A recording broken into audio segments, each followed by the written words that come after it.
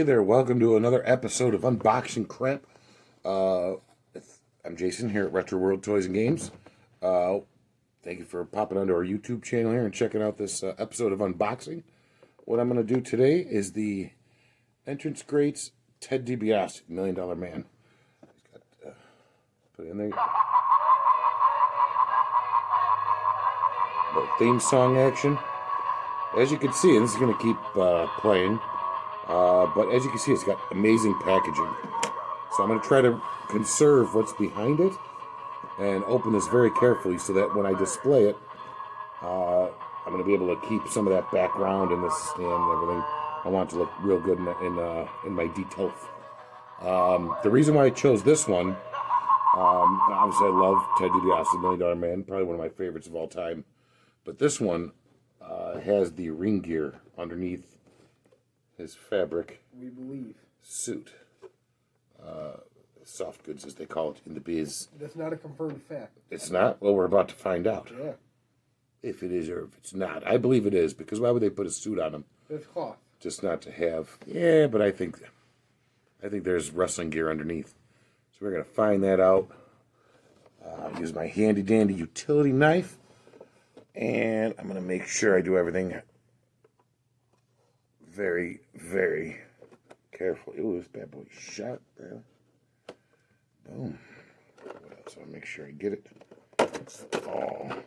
Actually, I could probably just come right out the bat, right out from the top, right, Bradley? Have you ever unboxed anything like this before? I have one for the Elias. For the Elias? And were you able to slide? Were you even careful about it? You probably just ripped it right open. It was before I cared about the boxes. It was before he cared about the boxes, folks. Before. Oh, look at that. Just slid right out from the top. Oh, looks like there's some little instructions in there. So, as you can see, the box came out amazing. The box came out absolutely amazing. Just a couple slits on the top, real sharp. We can actually put that right back together, and if I want to display it that way, it's mine now. So I'll do what I want with it. The instructions, simply put finger on button. That's exactly what it says. Put finger on button. So there you go. I love it. Some very awesome instructions there. Now I want to try to preserve this background as best I could. So it looks like there's some tape in the back, so I'm going to cut that with my handy dandy utility knife. Every time I say that, I feel like singing "We Just Got a Letter." Why? Did you get that reference? I did, but why does that make You're very little. Well, because I had to watch that show 8,000 times when you were little. Yep, you're welcome. I didn't know about that one.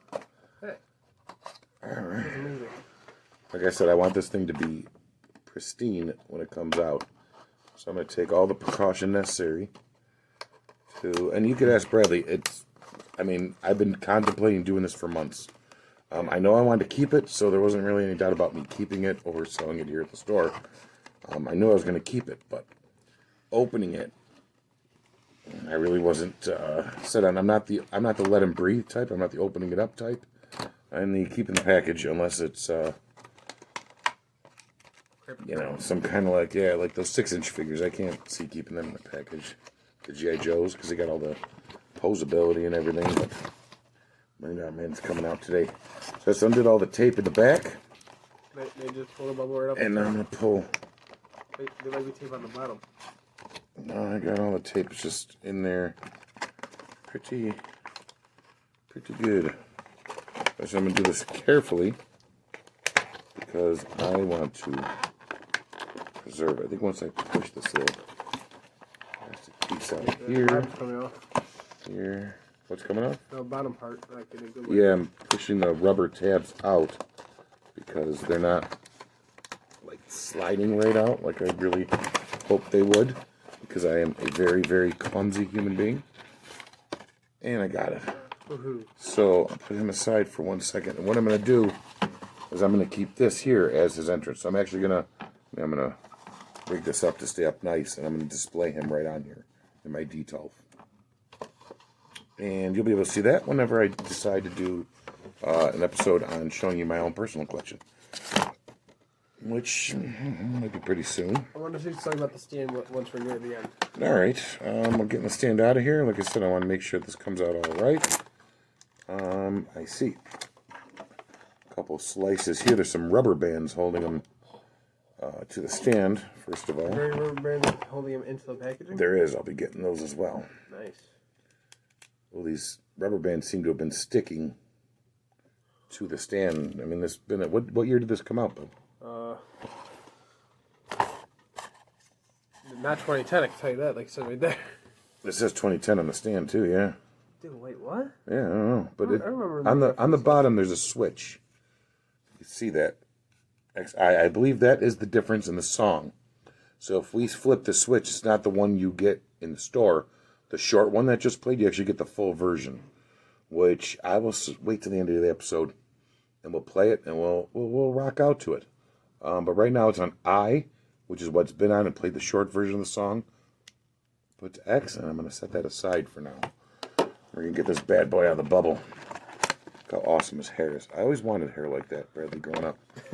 If you would have said, who do you want to be when you grew up? It was not so much $1 Million Man because he's a bad guy, but I loved his hair. So I really wanted his hair. There's some rubber bands deep in there. Holding together, I'm going to go in and very carefully get them out. They're very sticky. All right, I think that was it. There's just the two. I believe I got it. So, a couple pushes, and there he is. There's the bubble. Really no use in keeping that. That'll end up in the garbage. And it's just rubber band now. I think this rubber band was starting to biodegrade, really, to be honest with you. These things are sticking to him like crazy. Really? All right, now, our theory is whether or not he had wrestling gear on underneath this. These are definitely wrestling boots. Oh. So probably the man with the greatest gear in history, in my opinion. We're going to find out right now. First thing we're going to do, we're going to take off his $1 Million belt. As a kid, I got to see this up close. I don't know if I ever told you. Wait, what? My stepfather was a security guard at the Memorial Auditorium here in Buffalo when I was a kid. And, afterwards he'd sneak me in the back. And I couldn't go right exactly where the wrestlers were changing and everything.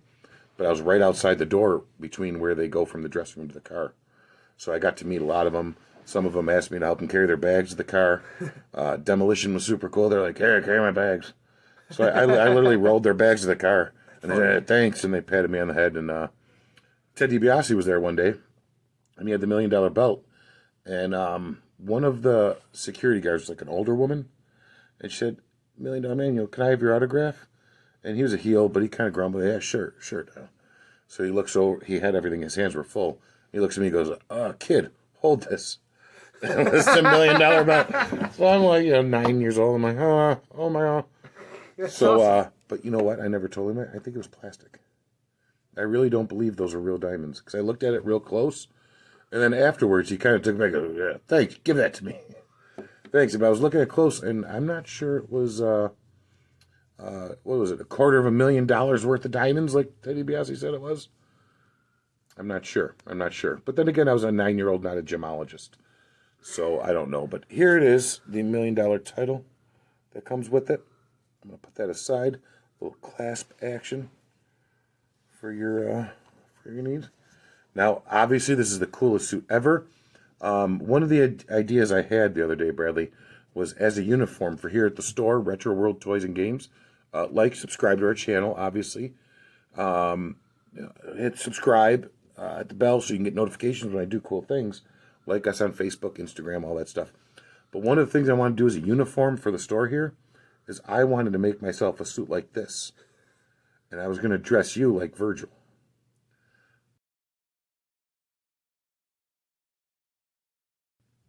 So we're going to be dressed like the $1 Million Man and Virgil. I don't like that idea. You don't want to be my Virgil? No, I don't want to be anybody's Virgil. I don't want to be Virgil. Oh, Virgil's awesome. Listen, I wrestled Virgil. And Virgil was pretty darn good in the ring. I don't care what anybody says. You hear a lot of crap about him not being a good worker and all that stuff. He was darn good. Totally professional too. What? I actually had a good time working with him. So Yep, his jacket is off. So is his shirt. And now he looks like a Chippendale. Remember, Brad, you know that famous scene from Saturday Night Live with Patrick Swayze and what was his name? Forgot. Chris Farley. Oh yeah. Where they played Chippendales and they were in the whoever comes at the end. This looks like Ted DiBiase's like the third version of that right now. Look at that. That is some sexy stuff right there. Ted DiBiase. I don't care what anybody says.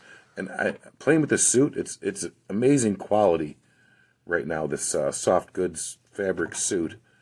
Honestly, I'm not sure I'm going to be able to get it back on him. I'm not sure I'm nimble enough to get this amazing suit back on him. But if I do get a Blackjack Phoenix custom, I think I'm going to try to dress him in that suit.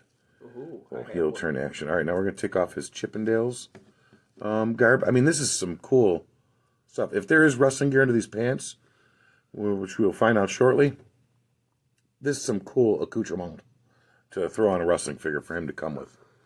I mean, this is amazing. Put the whole look at the back of the suit, the dollar sign. Except ours is going to say Retro World Toys and Games. So, Ted DiBiase, wrist tape, wrestling boots. What does that tell you? I don't know what that tells me. It tells me there's going to be wrestling gear underneath. And I am very excited about that because that's exactly how I'm going to display them. Oh, it's beautiful. You got this. It is beautiful. Bradley, look at this. Oh, let's go. Yes, indeed. Look at that.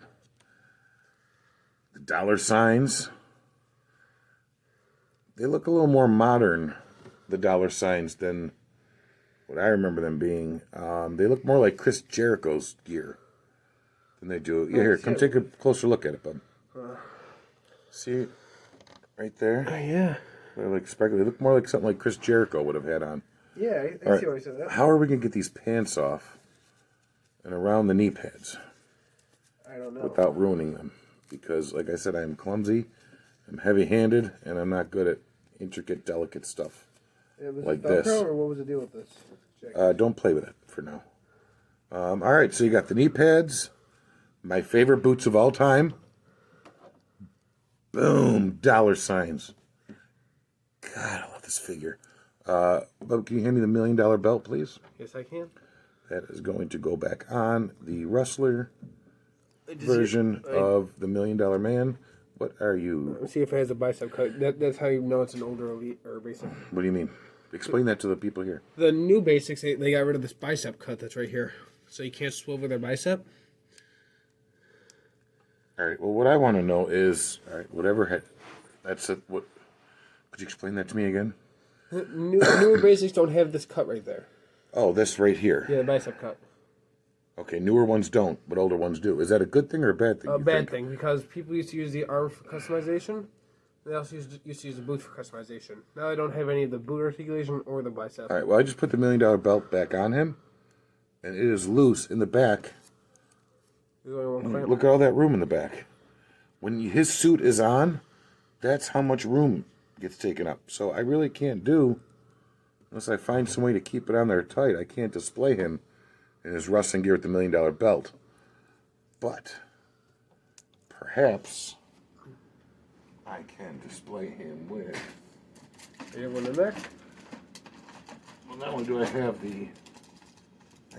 a Hasbro version, but do me a favor, dig in that bucket on the other side and give me some of those Jax belts. Is there a world belt in there? What I feel he should have had. Oh, this is more like the WCW. Isn't there another one in there? An Intercontinental even? Display him with that. Could you imagine old NWA, Ric Flair versus $1 Million Man, Ted DiBiase? Like Starrcade or something? That would have been phenom. Leave your comments below on that. I want to know what you would think about that match. Give me that. Here's something else this man should have had. Oh, it's too big. The Intercontinental Championship. Too big. This version, but that other one wasn't. I know he's had this one a couple times. Tag belt? Yep. Oh, I like the look of that. It's still a little big. Although that was a big title back then, so. But either way, no, I think that WCW one. Let's try the Hasbro. Yeah, it's just not gold enough. Would it fit though? Yeah. Wait, what? Yeah. That's the Hasbro, and this is the one that it came with. The Mattel basic figure. And the Hasbro version. A little more orangey gold. What'd you get? Oh, is this your custom Blackjack Phoenix figure? Yes, it is. Bradley decided to put Dibiasi's jacket on the custom Blackjack Phoenix figure. Maybe they got the nose right, but my hair never looked like I was on the Jersey Shore. Close, but not like this. Feels like the Jersey Shore. Like, hey, bada bing, bada boom, bada beep, bada beep. I'm Italian, so I can say that. Beep, beep, beep, beep, beep. I'm on the Jersey Shore, and that's that. Now what we're gonna do is we're gonna put him on his. Does he have foot pegs? Yeah. Awesome. Of course he does. Let's put him on his stand. And what I'm going to do for you is we're going to play the song in its entirety. Now, in the comments below, tell me obviously what you think about if $1 Million Man Ted DiBiase went to the AWA, or NWA, I mean, WCW, early WCW, and fought Ric Flair for this title in the main event at Starrcade. Oh. Tell me what your thoughts are on that, because I think that's pretty darn cool. Yeah, we're going to change the segment to unboxing/fantasy booking. Comment your thoughts on that too. But here we go with the song, My Jam, the song I play every day when I walk into the store. Not every day when I walk out, because sometimes it's wah, wah, wah. But sometimes it's this jam. And I just turned it off. That's it. There is no full version of it, bub. What? All that does is turn it off. Yep. What? Your sources are incorrect, sir. And those are the case for the Elias one. With the Elias one? Yeah, with the Elias and Bobby Roode one. And Bobby Roode, maybe the newer ones. But for the Legends, all it did was seem to turn it off. Huh. If anybody out there that has opened these figures before can give it a whirl or knows the answer to that, let me know. Leave that in the comments. All that build but up. Yeah, this just seems to be just the shortened version.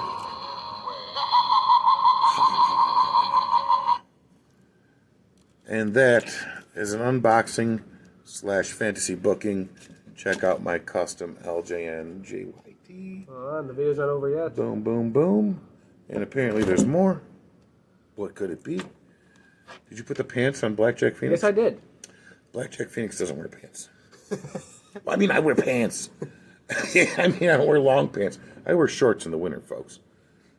Just so you know. Just because you're a psycho. All right, you going to put the bib on too? Yes. Why don't you put on just the bib, and it looks like we went out for fish fries last night. It really does. Because I am a mess. But he's taking too long, so I'm going to give you one more. Look how awesome that figure is. I'm going to display him right here. And this is how he will be displayed in my details. Right there. Maybe I'll get a little coat hanger and put his suit on there. This actually looks really fun. I know, I like it. So here, bub, you take that aside. There we go. Don't touch it's mine. And Bradley took his custom Blackjack Phoenix and put the suit on him. The only time I wore a suit like this are funerals, court, and my wedding. Which, for my wedding, I should have. Oh, you do that? That would have been awesome. No. Would have been the coolest ever. You missed your last chance. I did. That I did. But stay tuned, folks. We're going to do more unboxings. We're going to do some more fantasy booking stuff. I think that was pretty cool. Like I said, for the comments below, put your thoughts on $1 Million Man. Ted DiBiase leaves WWF. What would that have been, like 89, 90? Goes to the NWA, Ric Flair, Heavyweight Championship, Starrcade. That match would be phenomenal. Because NWA wasn't as entertainment-based, but really? It was more wrestling-based. Oh, that's what I like. So, although he still would have come to the ring with the character of the $1 Million Man, ha ha ha, money, money, he would have wrestled straight up NWA style. Oh man, that would have been great. So, tell me what your thoughts are below in the comments. Like, subscribe, share. Hercules. See you next time.